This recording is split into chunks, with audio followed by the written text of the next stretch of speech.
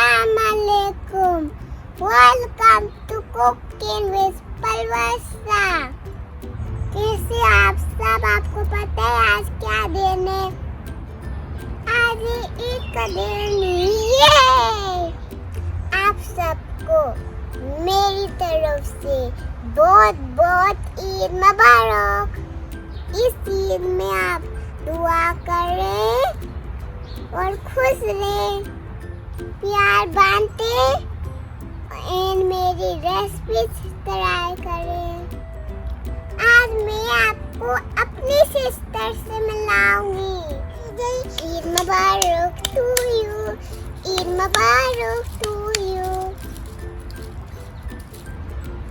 ईद मुबारक to you, Eid मुबारक to you, Eid मुबारक टू यू।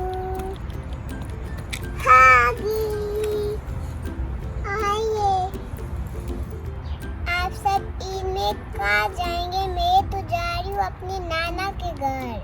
मैं इतनी एक्साइटेड तो मैं सबको जाके सबको हग्गी दूंगी। आप सब ईद एंजॉय करें। मैं आपसे जल्दी मिलूंगी। अपना ख्याल रखें। अल्लाह हाफिज़। ईद मुबारक।